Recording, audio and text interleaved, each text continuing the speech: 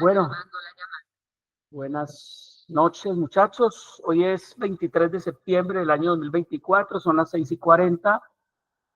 Como les prometí, vamos a iniciar nuestra primera actividad utilizando nuestro GPT especializado experto clínico para acompañar el proceso diagnóstico que tenemos.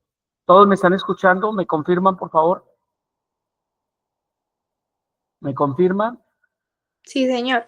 Muy bien, voy a compartir pantalla, vamos a abrir el GPT. Los integrantes del grupo deben estar listos porque son a ellos a los que en principio el GPT les va a preguntar el proceso diagnóstico. Vamos a compartir entonces. Listo. Ahí entonces tenemos, vamos a saludar al GPT. Profe, buenas, profe, doctor.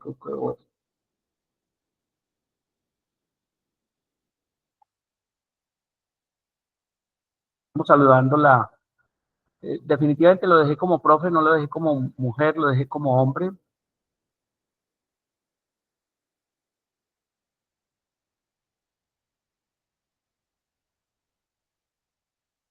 Bueno, muy bien. Ahí está saludando. Y vamos a contarle, profe, soy el doctor Duque. Doctor Duque, estamos hoy con estudiantes para realizar el proceso diagnóstico y sistemáticamente el proceso diagnóstico.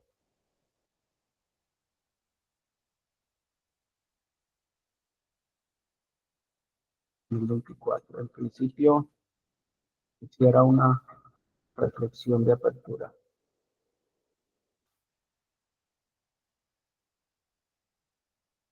Bueno, muy bien. Nos está saludando el profe, dice, es un honor acompañarle esta noche, ya lo vamos a poner en altavoz.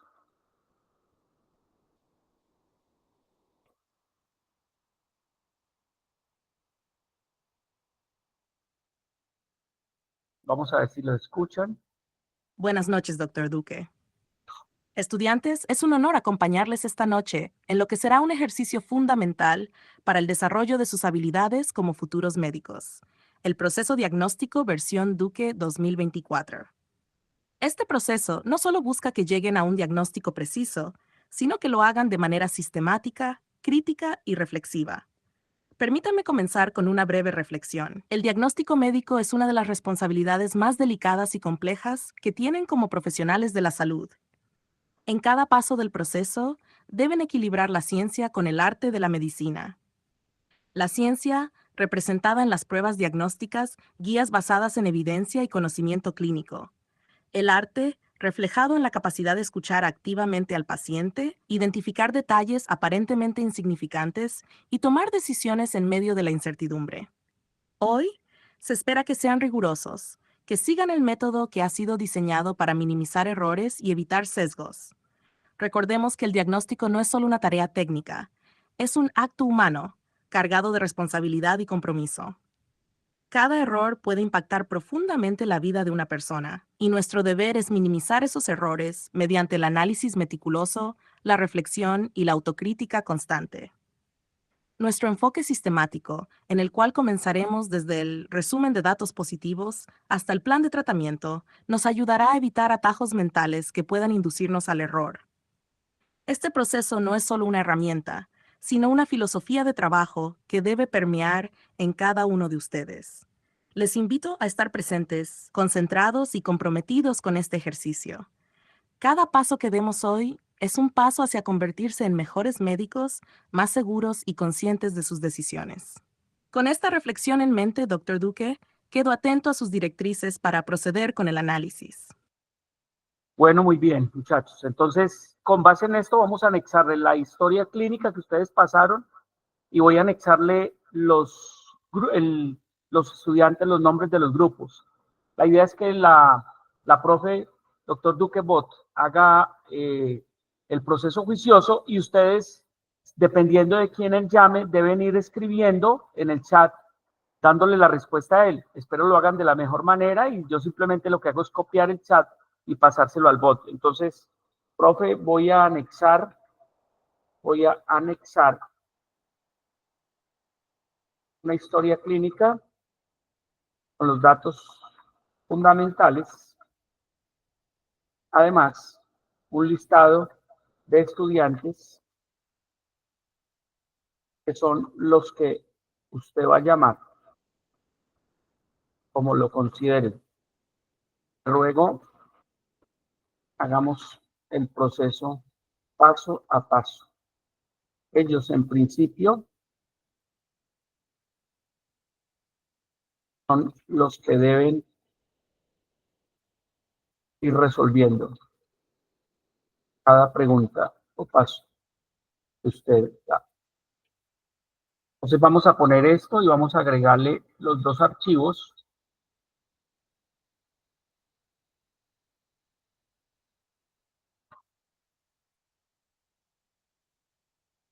Listo, vamos a ver cómo lo hace nuestra profe doctora Duque Boros. Perfecto, dice, vamos a trabajar el caso de Juan González, un paciente masculino de 5... ¡Ay, este berraco está tomando! Espérese. Listo. Una pregunta, ¿ese paciente de ustedes se llama Juan González? No. Ah, sí, es ese paciente. Me tratan de contestar rápido, por favor.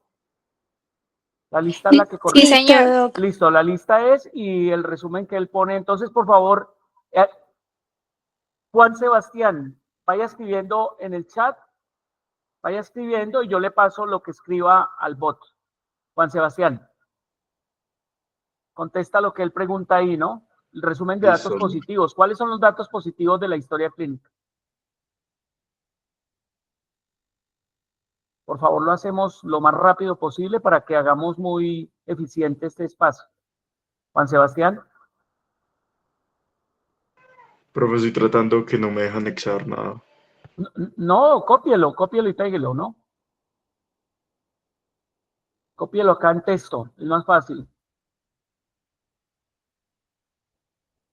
Voy, profe. Dale.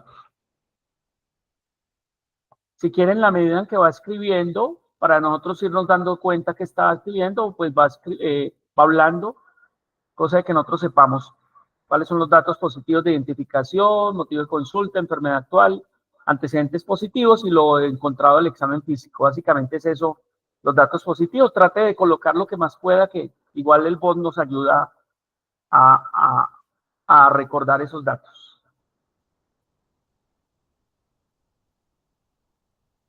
Tratamos de ser un poquito diligentes, rápidos, para que esto nos rinda, ¿no? Sí, señor. Doctor, ¿le podemos ir ayudando los compañeros? Sí, claro, Mientras pero me toca, si quiere, unos pueden ir hablando y él puede ir escribiendo, pues. Listo, doctor. Entonces, le vamos a hablar un poquito del resumen de datos positivos. Dolor epigástrico de 3 Acuérdate que los meses. datos positivos comienzan del contexto, que es un hombre de tantos años de edad, que ¿listo? Los datos positivos de cada una de las partes de la historia clínica. Y Juan Sebastián va escribiendo, por favor, pues me imagino que ya debe tener todo escrito ahí. Listo. Dale, Luis. Entonces, como lo tenemos nosotros, pues ese es un paciente de sexo masculino de 66 años de edad, quien refiere dolor epigástrico de 3 meses de evolución, pérdida de peso, astenia, hiporexia, como antecedentes relevantes, tabaquismo, alcoholismo crónico, antecedentes familiares, madre con úlcera péptica desde el 2008, padre con hipertensión arterial y diabetes diagnosticadas en el año 2009, hermana diagnosticada con gastritis desde el año 2011, abuelo materno falleció por cáncer de colon en el año 2007. Ahí ya les copiamos algo, muchachos. Muy bien. No, pues ya Juan Sebastián Listo, ya escribió. mandé la lista. Sí, ya Juan Sebastián escribió, ya lo coloqué acá. Juan puso que era un paciente con dolor epigástrico de 3 meses. Pues recuerde que el resumen de datos positivos hay que poner siempre el contexto. Es un hombre de 59 años de edad con un cuadro crónico de dolor epigástrico. Ese dolor siempre hay que definir lo que características del dolor tiene. El bot nos está ayudando diciendo que son 3 meses de evolución de pirosis, con dolor epigástrico que empeora con los alimentos, pérdida de peso de 30 libras, astenia, hiponorexia, fatiga frágil, fiebre intermitente, creo, ¿no? Tabaquismo, alcoholismo crónico, antecedentes familiares, madre con úlcera péptica, padre con hipertensión, diabetes, hermana con gastritis, abuelo materno fallecido de cáncer de colon. Estos datos son fundamentales que nos orientan hacia un posible problema gastrointestinal crónico, Siguiente paso, identificación. Dani Alejandra, que entonces todos estamos de acuerdo con que esos son los datos, el resumen de datos positivos fundamentales. Ahora identifiquemos los grandes síndromes. Dani, por favor, puede colocar los grandes síndromes, por favor. Los va colocando en el chat. Entonces, después de mapear el paciente, después de colocar el resumen de datos positivos, la apuesta es enfocar siempre por síndromes. Entonces, lo que sigue es poner los grandes síndromes. Miremos a ver, Dani, Alejandra, qué nos escribe, y luego miramos el bot, y si alguien quiere complementar y decir, pues es bienvenido lo que quieran complementar. No hay ningún problema. Tratamos de ir un poquito rápido, por favor. Si quieren, pongan 1, 2 o 3 síndromes, los más importantes. En este caso, sabemos que tenemos el dolor abdominal crónico, no es agudo, un síndrome constitucional. Yo no sé, de pronto un síndrome dispéptico, no sé qué más cabe ahí.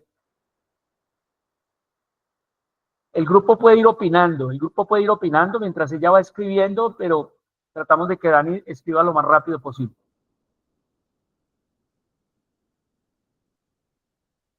Entonces estamos frente a un cuadro, no es agudo, es un cuadro crónico.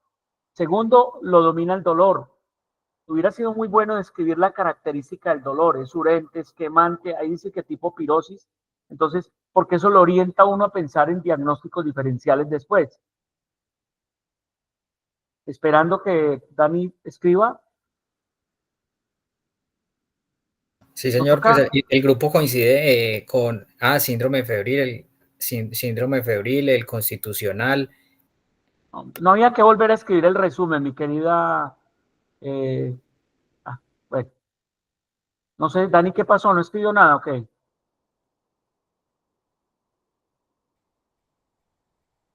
Doctor, ya los envié ahí por el chat. Si el bot dice quién escribe, pues escriba la que, o la contesta la que el bot está diciendo, ¿no? Entonces vamos a ponerlo acá lo que escribieron ustedes, a ver qué nos dice. Leamos lo que ustedes escribieron y luego lo que el bot dice. Aquí dice síndrome febril, el paciente presenta fiebre intermitente, lo cual puede ser un indicador de un proceso infeccioso, un síndrome anémico, la palidez mucocutánea generalizada observada en el examen físico, un síndrome constitucional, ¿está bien? Un síndrome de malabsorción, un síndrome dispéptico y un síndrome de dolor abdominal crónico. Listo. Eso es lo que tenemos hasta ahora identificado por ustedes. ¿Qué dice el bot? El bot dice síndrome febril, fiebre intermitente no cuantificada sugiere proceso, síndrome anémico, síndrome constitucional, síndrome de malabsorción, síndrome digestivo, ¿sí? Y síndrome dispéptico. Muy bien. Santiago Sandoval, la pregunta es, ¿están todos de acuerdo con que estos sean, o sea, el enfoque, yo pensaría que es un síndrome de dolor abdominal crónico con síndrome constitucional, porque eso ya lo lleva uno a pensar en unos posibles diagnósticos diferenciales. Entonces, si alguien tiene algo para observar, lo puede decir acá. Si no, continuamos con Santiago Sabogal Salamanca, va colocando cuáles son los diagnósticos diferenciales de acuerdo a los síndromes identificados.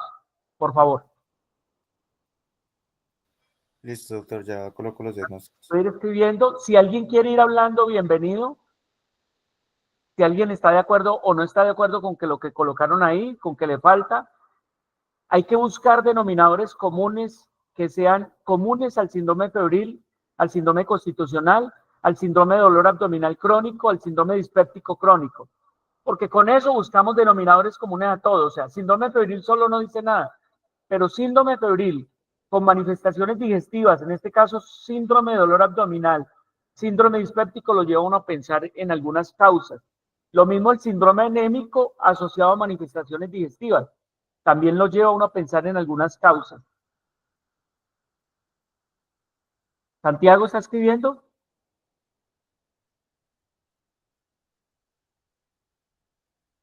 Sí, señor, estoy escribiendo los diagnósticos. Dale, dale.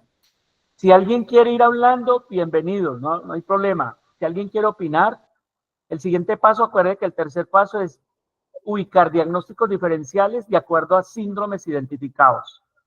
Doctor, de pronto un diagnóstico diferencial, pues importante podría ser el cáncer gástrico, pues Sí, entonces, debido pues la eso. pérdida de peso y pues Eso, entonces Laurita, muy bien. Entonces, seguramente ese enfoque lo debe estar haciendo Santiago. Si uno ubica el síndrome de dolor, el síndrome constitucional, síndrome febril o síndrome constitucional con manifestaciones digestivas, ubica todo lo que produzca síndrome constitucional, síndrome de pérdida ponderal involuntaria, y seguramente aparecen los apellidos que son los neoplasias más frecuentes del sistema digestivo. Muy bien, Laura. Santiago, por favor, acelere un poquito la escritura.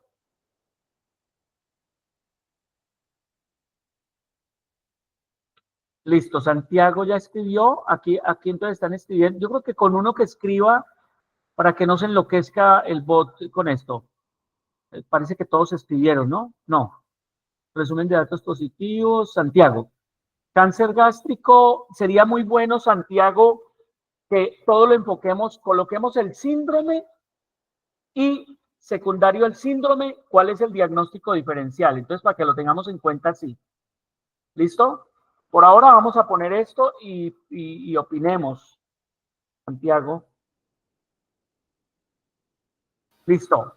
Listo. Entonces, idealmente ubiquen el síndrome y las patologías. La neoplasia gástrica cabe, hasta la neoplasia de colon puede caber, incluso si hubiera ictericia, anemia, una neoplasia hepática, ¿sí?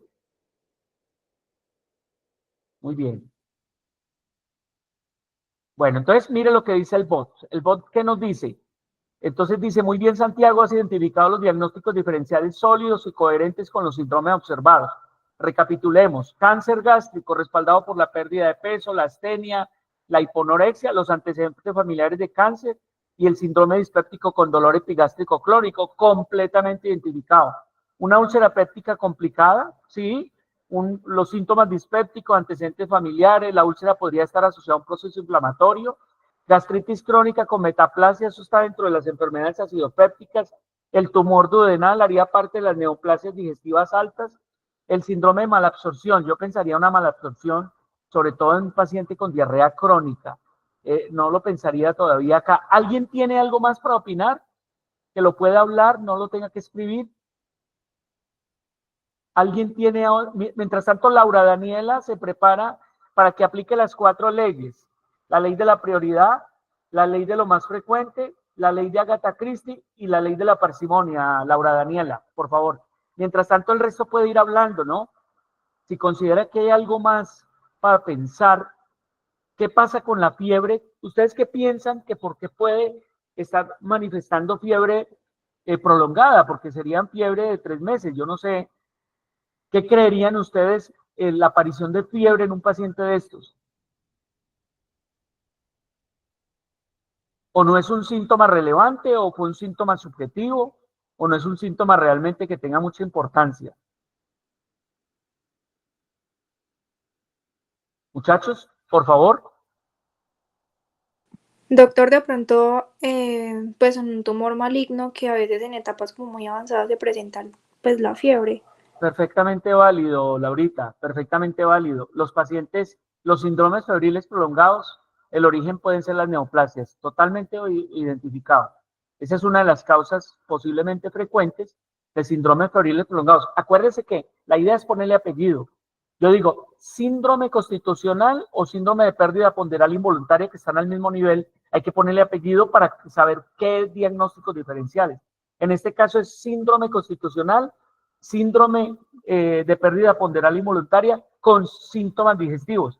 En este caso, dolor crónico, síndromes dispépticos y las otras apariciones. Perfectamente válido, Laura. ¿Alguien tiene otra consideración mientras... ¿Quién está escribiendo? Nuestra querida... Yo, Doc, ya Dale, envío lo de Laurita. las leyes. Dale, pues. Entonces le está pidiendo leyes. Si quieres, aplica 1 o 2 leyes o aplica las 4 leyes si está en condiciones. ¿Alguien más quiere opinar? La idea es que hagamos esto muy muy dinámico, ¿no? Muy participativo, que todo el mundo opine, que con el tiempo se introyecten este proceso y lo apliquen en su práctica cotidiana.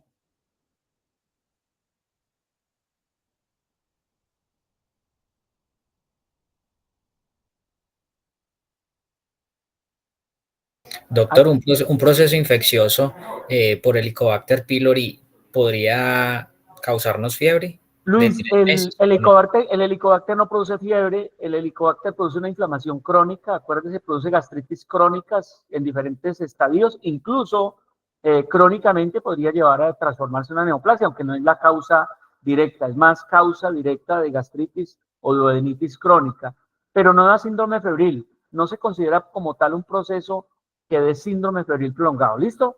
No lo produce, ¿vale? Sí, señor. Vale. Listo, entonces nuestra querida Laurita nos dice la ley del más frecuente, vamos a copiarlo y lo pegamos allá y lo leemos allá. Entonces acá, listo. Pues nuestra querida Laura dice, está aplicando la ley de lo más frecuente, dice, la ley podría aplicar a dados síntomas de alcoholismo, astenia, fatiga, condiciones comunes para úlcera gástrica, gastritis o el mismo cáncer gástrico. Entonces, muy bien, ojo pues. Entonces, si aplicáramos la ley de lo más frecuente es paciente con dolor abdominal, paciente con pérdida ponderal involuntaria, paciente con síndrome dispéptico. Ese paciente, lo más probable es que tenga una patología gástrica crónica que puede ser o enfermedad acidopéptica, cualquiera de sus formas, o una neoplasia. Estamos completamente identificados. ¿Qué dice el BOT? Dice, esta ley nos indica que dados los síntomas y factores del paciente, son las patologías comunes como úlcera gástrica, gastritis y cáncer gástrico. Está muy bien. Las otras leyes, nos está hablando de la ley de la probabilidad, que es la ley de la... esta probabilidad es la misma ley de lo más frecuente. El cáncer gástrico aparece de primera. La ley de la certeza, esa no la conocía. Será necesario contar con estudios complementarios que nos dé certeza. La ley de la parquedad, esto es la misma parsimonia. Este principio sugiere que en lugar de múltiples diagnósticos, la presencia de un solo diagnóstico, es decir, un solo diagnóstico que dé síndrome de dolor, síndrome constitucional, síndrome anémico, síndrome dispéptico, una sola patología que explique todo. Hay una ley que es contraria a ese, que creo que es la de Hican o Haikan. Muy bien. ¿Qué más ponen acá? Voy a mirar el chat y entonces aparece Laura Daniela diciendo la ley de la prioridad. Esta ley también es importante en este caso de que el paciente presenta síntomas alarmantes como pérdida de peso, fiebre intermitente, que lo que habría que descartar una lesión infiltrante de estómago que sería como una neoplasia, que es potencialmente mortal. La ley de Agatha Christie, aplicada al caso, se podría considerar lo que llaman una trama detectivesca, que es investigar entonces el crimen, sería la afectación del tracto digestivo, ahí sería mejor la escena del crimen, el arma homicida, que sería la neoplasia avanzada, a eso hay que ponerle una causa detrás de la neoplasia. ¿Cuál sería la causa que ocasionó la neoplasia? Y los cómplices sería el tabaquismo, el alcoholismo y la edad. Y los factores genéticos. Está muy bien, Laurita, al aplicar esto está muy bien. Bueno, antes de pasar, a ver, Verónica, lístese para explicación de proceso fisiopatológico. Es decir, ¿cómo explica fisiopatológicamente el síndrome constitucional, el síndrome anémico? Yo creo que un mismo proceso puede explicar todo. Si quiere, vaya escribiendo Verónica y el resto opinen. Cuéntenme a ver. Doctor, por Dime. ejemplo, con respecto a lo de la aplicación de las leyes, lo que usted estaba diciendo ahorita, que entonces lo habíamos orientado con un diagnóstico específico, nosotros teníamos uno. Entonces, por ejemplo, con respecto al de le cuento como lo que habíamos mirado de eso. Dale, con respecto dale. a lo de la ley de lo más frecuente, entonces teníamos que el diagnóstico probable aplicando esta ley, lo que usted decía, úlcera péptica o gastritis crónica o cáncer gástrico, pues serían como la causa más frecuente teniendo en cuenta esta ley. Ya por la ley de la ley de prioridad tendríamos otro, pues que sería el cáncer gástrico y pues ese sería como la principal consideración. Con respecto a la de Agatha Christie, la neoplasia gástrica sería el diagnóstico más probable según esta ley y eso explicaría como de manera lógica los síntomas y pues los antecedentes de la paciente. Pero miremos que, cierto, cada una me vota como, digamos, me prioriza cosas diferentes. Entonces, así como que lo habíamos organizado. Yo no Sí, alcancé a está muy poner bien, está muy bien, exacto. Uno aplica, a veces la ley de lo prevalente o de probabilidad no es la misma prioridad, o sea, la prioridad es lo más grave. En lo prevalente, lo más común. Lo más común podría ser una gastritis crónica, una enfermedad acidopéptica, una úlcera gástrica, es lo más común. Pero por prioridad estamos de acuerdo, es una neoplasia. Y por Agatha Christie, si pensáramos en la neoplasia, entonces la escena del crimen es el estómago, el arma homicida son, digamos, los factores, los oncogenes y todo lo que está detrás del cáncer gástrico. Y los cómplices, como lo pusieron ahí, me parece muy bien. La edad, lo familiar, antecedentes de cáncer en la familia, el tabaquismo, el alcoholismo, eso está perfecto, Laura, lo pensaron muy bien, muy bien. Nuestra querida, ¿alguna pregunta de algún compañero que quiera o alguien que quiera aportar más a este análisis? Entonces, mientras tanto, nuestra querida Verónica, Verónica ya lo puso. Vamos a poner lo que Verónica escribió acá, tal cual. Verónica. Entonces, Verónica dice, el cáncer gástrico surge de una transformación maligna de células epiteliales, factores de riesgo como el tabaquismo, alcoholismo, antecedentes. Vamos a ver el bot que nos dice, transformación maligna, el cáncer se origina en la transformación maligna de células epiteliales, está diciendo lo mismo, generalmente por una exposición prolongada a factores de riesgo que dan repetidamente la mucosa. Factores de riesgo, tabaquismo, alcoholismo crónico, son dos factores frecuentes que dan inflamación crónica. La historia familiar, presencia de un abuelo materno fallecido de cáncer de colon también es un factor de riesgo. Desarrollo de los síntomas, dolor epigástrico a medida que el tumor invade la mucosa gástrica, causa inflamación, ulceración, obstrucción. La pérdida de peso y malabsorción, el cáncer puede interferir en la capacidad del estómago para digerir adecuadamente los alimentos, lo cual va a llevar a pérdida de peso, hiponorexia y malabsorción. Astenia, la palidez y la fatiga podrían ser consecuencia de anemia secundaria, sangrado oculto, por una lesión ulcerada en el estómago de desnutrición, y la fiebre podría estar relacionada con un proceso inflamatorio secundario a la presencia del mismo tumor. Muy bien, y por aquí, Verónica vuelve fisiopatología, tumor duodenal, listo, muy bien. ¿Alguna observación o algún aporte a la explicación fisiopatológica de los síntomas? ¿Creen que hay algo más? Antes de correlación clínico-paraclínica, digamos que aquí lo que vamos a hacer es, ¿qué paraclínicos? ¿Sí? Profe, vamos a mencionar qué paraclínicos se deben solicitar. Y luego, la estudiante o el estudiante responde los resultados. Entonces, por favor, ¿qué paraclínicos pedimos? Si quieren pueden hablar y yo voy escribiendo. Ah, bueno, el mismo bot nos lo va a decir. ¿Sí? Aquí se está adelantando entonces el hemograma completo para descartar anemia, el perfil bioquímico con albúmina, proteínas totales para evaluar estado nutricional, la función hepática, sobre todo con los antecedentes de consumo de alcohol y la posible metástasis, las pruebas de sangre oculta en heces para carcinoma neoplásico gastrointestinal, la endoscopia digestiva, que definitivamente es el examen ideal, una tomografía seguramente para mirar metástasis y eso, y los marcadores tumorales CA199 y CA podrían ser útiles en sospecha de neoplasia digestiva, aunque la especificidad es limitada. Cristian, ¿quiere opinar algo de los paraclínicos? Por favor, Cristian. Doc, pues realmente en la historia clínica nosotros le cortamos ese pedazo por lo que usted nos pidió, Sí, claro. pero esto de aquí sí se lo pidieron realmente en la historia completa. ¿Sí? ¿Y Y qué sí, resultados tenemos? en la endoscopia de vías digestivas altas sí mostraba una masa en la región gástrica, Doc. Masa gástrica, sugestiva de neoplasia. ¿Cierto? Sí. ¿Qué más tenía? La prueba del aliento y todo eso también se lo habían mandado, todo eso sí salió negativo. ¿Qué más?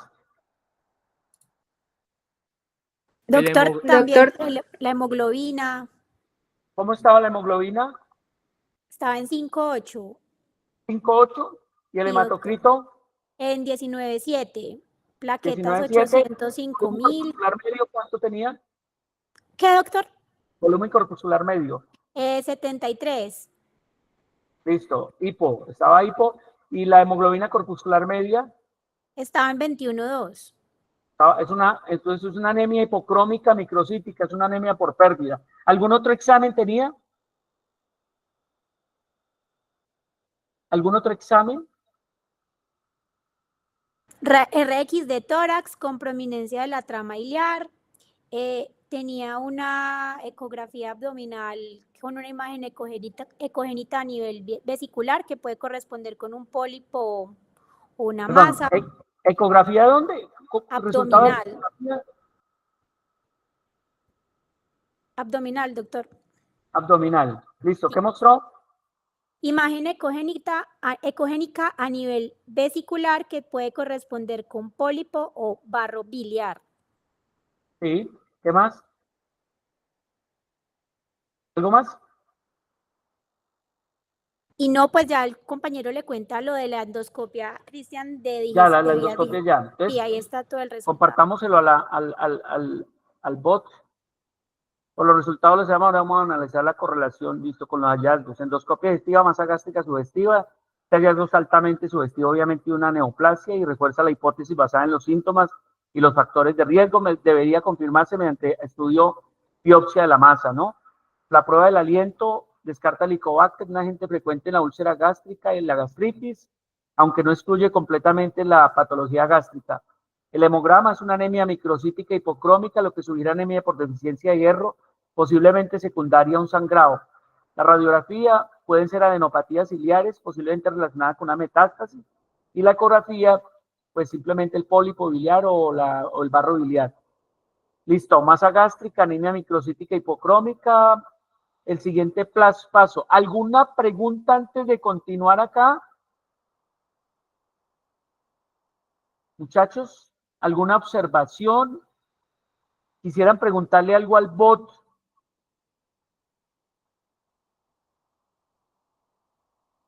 Cualquiera cosa que se les ocurra, algo, de pronto, profe, quisiera recordarnos cómo evitamos errores, sesgos, por ejemplo, paciente con dolor abdominal, pensar inmediatamente en enfermedad idiopática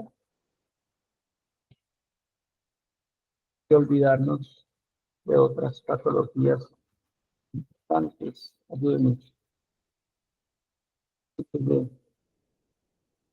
Le estoy preguntando que si nos ayuda a recordar los posibles errores, cómo evitamos errores o sesgos, ¿sí? Por ejemplo, el paciente nos llega con dolor abdominal, inmediatamente nosotros tendemos a pensar en que eso es una enfermedad acidopéptica, eso se llama sesgo de anclaje. Ocurre cuando el médico se ancla con la primera información recibida como el dolor epigástrico y no considera otras posibles causas. ¿Cómo evitarlo? Siempre debemos mantener una mente abierta, generar múltiples hipótesis diagnósticas desde el principio, considerar otras posibilidades como el cáncer gástrico u otra patología. Sesgo de confirmación ocurre cuando el médico busca solo confirmar lo que inicialmente pensó. ¿Cómo evitarlo? Interpretar resultados de los exámenes paraclínicos. Debemos evaluar todas las evidencias, tanto las que apoyan como las que refutan la hipótesis inicial. Ahí están dos sesgos frecuentemente que los médicos cometemos: anclaje y confirmación. Sesgo de disponibilidad es muy parecido, se basa en lo que tenemos disponible en la mente. Ya le voy a devolver acá. Ya. Se basa en el hecho de que los médicos pueden recordar más fácilmente casos recientes o emocionalmente impactantes que pueden influir en el diagnóstico. ¿Cómo evitarlo? Recordemos que aunque enfermedades comunes como la gastritis son frecuentes, hay que considerar otras menos comunes, potencialmente graves, como el cáncer gástrico. Sesgo de cierre prematuro. sucede cuando el médico llega a la conclusión diagnóstica antes de reunir toda la evidencia. ¿Sí? Es fundamental lo que hacemos acá, seguir el paso a paso, evaluando cada pieza de información antes de tomar decisiones finales. Y el uso de un listas de chequeo o checklist, que es como evitar el uso usando listas de verificación que nos ayuda a asegurar de que consideremos todas las posibilidades. En un paciente con dolor abdominal crónico, debemos pensar en cáncer gástrico, enfermedad inflamatoria intestinal y no solo enfocarnos en una úlcera péptica o una gastritis. Vamos a preguntarle algo acá. ¿Alguien quiere preguntarle algo al bot? Profe, por ejemplo, sería devolvernos un poquito, pero sería como también para ver como las tablas que él monta, sería de pronto si nos puede hacer una clasificación de todos los datos que él considere que son de riesgo y los puede acomodar en una tabla. Antes de continuar, organizarnos todos los datos de qué, de historia. Los que sean de riesgo, sí, considerando la historia clínica, los que él considere que son de riesgo para el paciente. Entonces podría ayudarnos antes de continuar organizando todos los datos, riesgo, etcétera, en una tabla para mejor visualización del cuadro. Así, le pongo así, está bien. Sí, doctor. Listo, vamos a ver qué nos saca acá. ¿Alguien tiene alguna otra pregunta, alguna otra observación antes de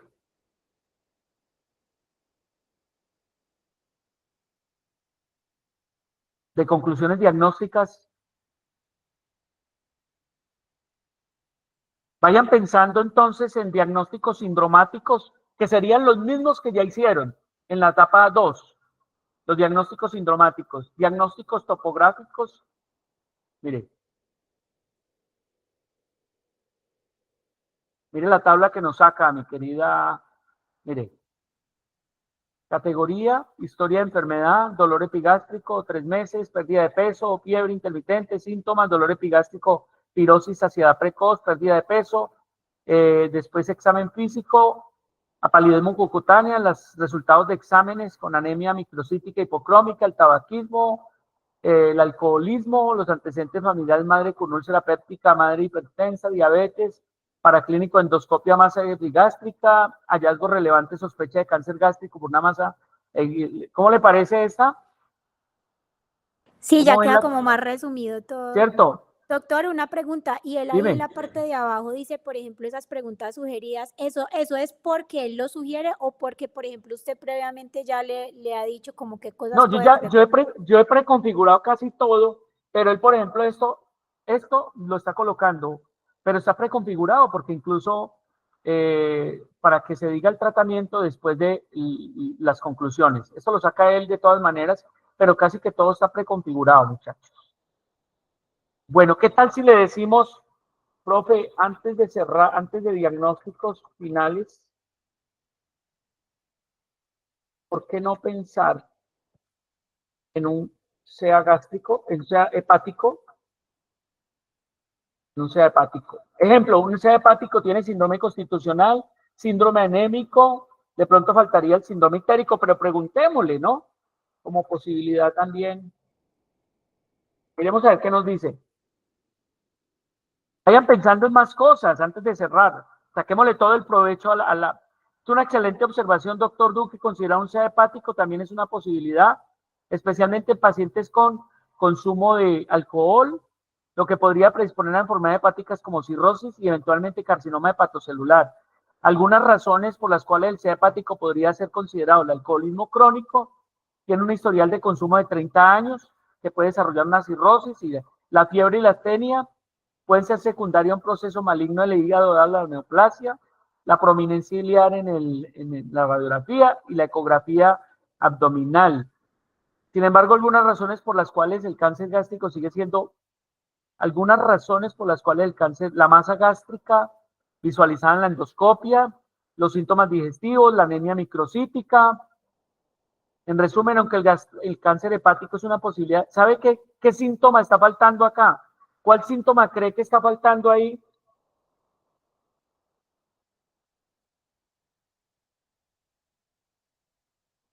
¿Cuál creen ustedes que esté faltando en ese paciente? Muchachos. ¿Qué síntoma estaría faltando importantísimo en una neoplasia hepática? Que donde la hubiera habría que pensar realmente en eso. Opinen. Ictericia. Eso, el síndrome ictérico. Muy bien, perfecto. Vaya listándose, creo que fue la última que llamó él fue Laura Daniela, creo, ¿no? ¿A quién llamó? A mi doctor ya puse los diagnósticos. Ah, perfecto, ya los voy a copiar. Acuérdate que son serían los diagnósticos topográficos, sindromáticos, así ya lo pusiste acá muy juiciosamente. Ya lo voy a poner. Listo, Laurita.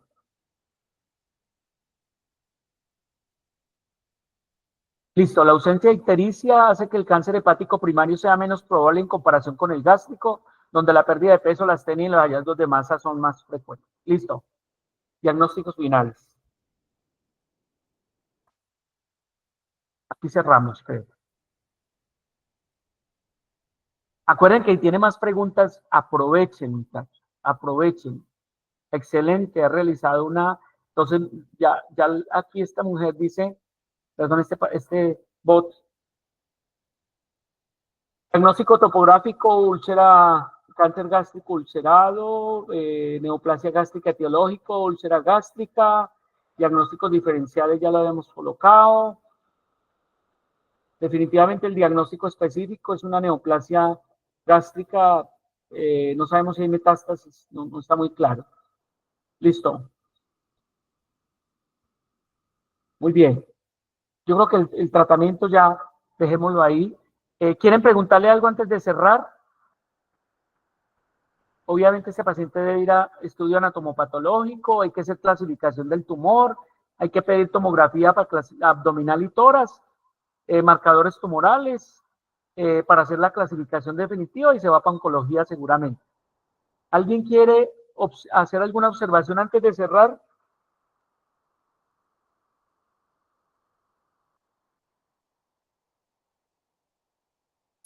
Profe, el pronóstico, ¿qué diría él sobre el pronóstico del paciente? ¿Qué opina del pronóstico? ¿Qué creen ustedes?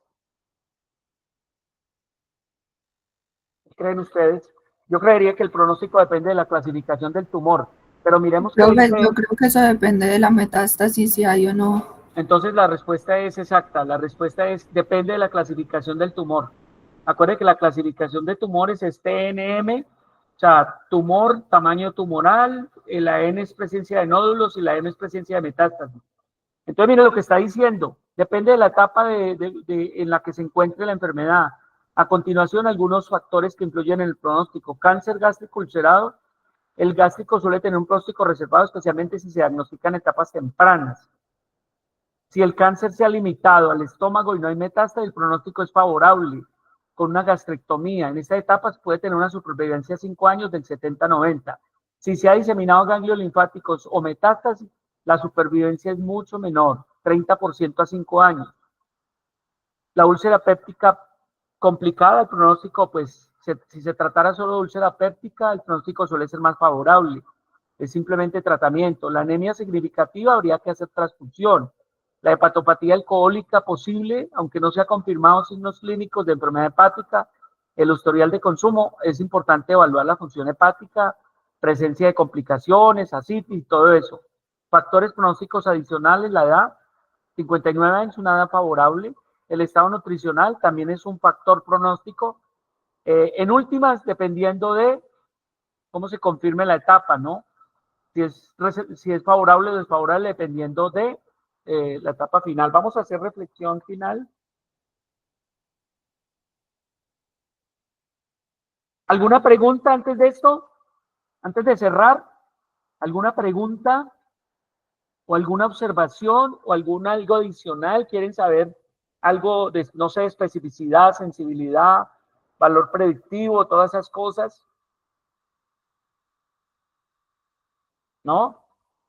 Sí, doctor, ¿cuál sería el mejor examen a realizar para poder tener como mayor precisión? El examen, el gol estándar para neoplasia digestiva alta es la endoscopia digestiva alta. El gol estándar para evaluar la presencia de metástasis es la tomografía con medio de contraste, tanto abdominal como torácica. ¿Sí? ¿Listo? Sí, señor. ¿Algo más? ¿Alguien más? Participen, que esto es para eso. Para que le saquemos todo el provecho. Esta es la primera sesión y ustedes con ver cómo se funciona, la idea es que cada vez le saquemos más provecho a esto y pasemos mejor. Que participe más gente, que más gente se animen, que no estén aquí solo de convidados. Aquí están faltando como los mismos, seguramente los mismos 3 o 4 que faltan, pero yo no me voy a desgañitar el cerebro por eso. ¿Alguien más? Si no, entonces hagamos una reflexión de cierre.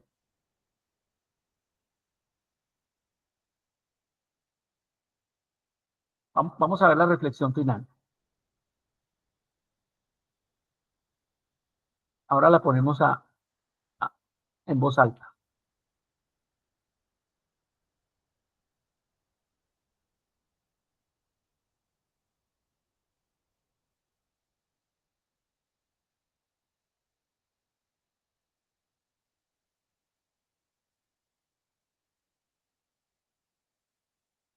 Claro, doctor Duque. A continuación, les comparto una reflexión final para cerrar esta sesión. Reflexión final. Hoy hemos recorrido un caso clínico complejo que nos recuerda la esencia de la medicina integral. A lo largo de este proceso, hemos aplicado el método diagnóstico versión Duque, donde cada paso ha sido crucial para evitar los errores comunes y los sesgos que pueden desviar nuestro razonamiento clínico. Este caso en particular nos enseña la importancia de mantener una mente abierta, considerando múltiples diagnósticos diferenciales y utilizando un enfoque sistemático. El dolor epigástrico en un paciente con antecedentes de tabaquismo y alcoholismo pudo habernos llevado fácilmente a un diagnóstico más simple, como una úlcera péptica. Sin embargo, el seguimiento cuidadoso de los síntomas, junto con los hallazgos paraclínicos, nos dirigió hacia una patología maligna mucho más seria, como es el cáncer gástrico.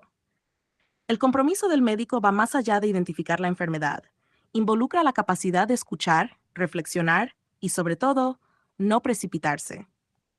Hemos visto cómo los sesgos de anclaje, confirmación y cierre prematuro pueden limitar nuestra visión, lo que refuerza la importancia de mantener un enfoque basado en la evidencia, sin perder de vista el contexto humano. Finalmente, les invito a reflexionar sobre la responsabilidad que tenemos como médicos, no solo en cuanto a hacer diagnósticos precisos, sino en cómo comunicamos esos diagnósticos, cómo manejamos las expectativas del paciente y, sobre todo, cómo acompañamos a los pacientes en su proceso de curación o paliación. Cada uno de ustedes está llamado a ser no solo un buen clínico, sino un médico compasivo, que ve en cada caso una oportunidad para mejorar la vida de las personas. Doctor Duque, si está de acuerdo, podemos dar por concluida la sesión. Estoy a su disposición para lo que considere necesario. Muy bien, muchachos. ¿Alguien quiere hacer algún comentario de cierre? ¿Alguien quiere opinar?